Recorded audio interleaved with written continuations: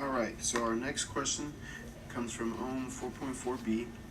Use the Fourier transform synthesis equation 4.8 to determine the inverse Fourier transform of x of 2 j omega, which is equal to the function that they give you. Okay, so first, you know that you have to find the inverse Fourier transform. Inverse Fourier transform means you're finding x of t because you're given x of j omega. That's going to equal 1 over 2 pi integral of your domain x of j omega times e to the j omega t with respect to d omega, okay? Or just respect to omega, okay? So, one thing that will help you a lot is to draw the function so you can find its domain. Okay, so we got 0, we got 2, we got negative 2 here. Okay, so, omega, oh man, he has a messed up problem here, so this is not possible. Let's just erase it here. It can only be that, okay. So, 0 to 2. It's going to have a value of 2. 2 right here, okay? And omega from 0 to negative 2, it's going to have a value of negative 2.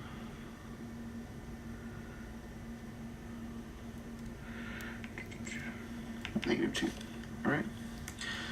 That's not the prettiest looking thing ever, but you kind of get the point. You can see, and then from all the way here to infinity, it's 0.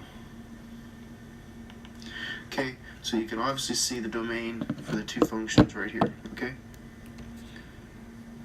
So, let's go ahead and write it out. 1 over 2 pi. So the domain of the first function is 0 to 2. And x of j omega is equal to 2 times e to the j omega t with respect to omega, okay? Plus 1 over 2 pi, 1 over 2 pi.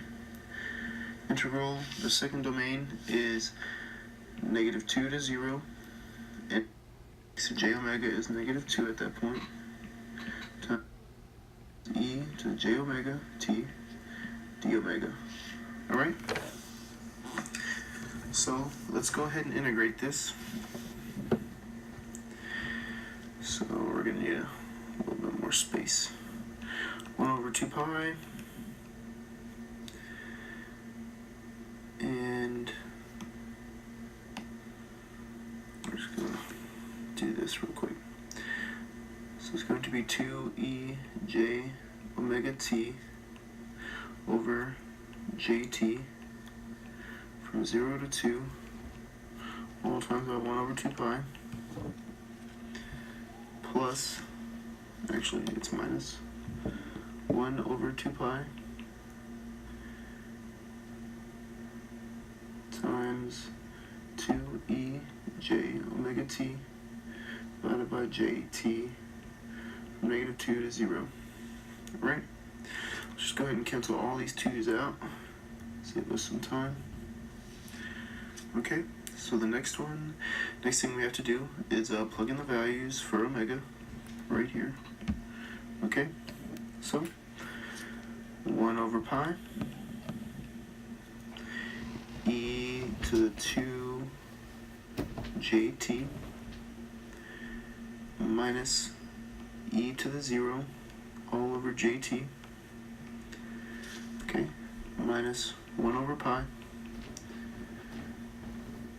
e to the 0 minus e to the 2, it's a negative 2 jt all over jt. Okay, so what you can see is this right here, this right here, they're both come out to negative 1. Okay, So negative 1 plus negative 1 is negative 2. And then what you can see right here, these two you can group together because they have the same denominators. So it's going to be e to the 2jt minus e to the negative 2jt is going to be plus e to the negative 2jt. Okay, and this is all over pi jt. Okay, what you should notice immediately is that this will turn into a Euler's identity. Euler's. And right now it is looking like a cosine function. Cosine of 2t, 2 cosine 2t over pi jt. Okay? Minus 2 over pi jt, or tj. Yeah, that's bad. Jt. Okay? Alright? So, this is technically a correct answer, but it is not in its most simplest form. So we're going to go ahead and simplify it, just in case he's a stickler about it. So we'll factor 2 out, so 2 cosine of 2t minus 1 all over pi jt. Okay, and so from trigonometry, you should know that cosine 2t is equal to, or cosine 2t minus 1 is going to be equal to negative 2 sine squared t. Okay, so we're going to plug that back in. So then this is going to be 2 times negative 2 sine squared of t divided by pi jt. Alright, so simplifying to be negative 4 sine squared of t divided by pi jt. Okay.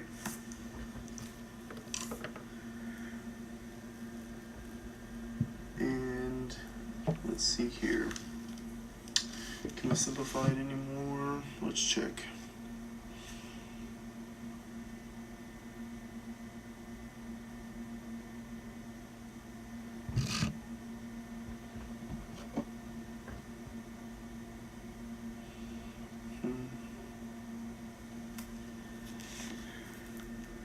Okay, so I doubt he would expect this of you, but since negative 1 is equal to j squared, we're going to cancel this and turn that into a j squared so we can get rid of the j on the bottom, because you don't want the j on the bottom. Okay, so this is going to be equal to 4j squared sine squared of t over pi jt. That cancels, so your final answer after all the simplification is going to be 4j sine squared of t over pi t. Right? And that is your final answer. The biggest thing about this this problem is realizing the Euler's identity. The Euler's identity will be a very big factor whenever you're doing any type of Fourier transform. So you need to always look out for that to see if that can help your equation solving, and you'll get right through it. Hopefully this video helped. See you in the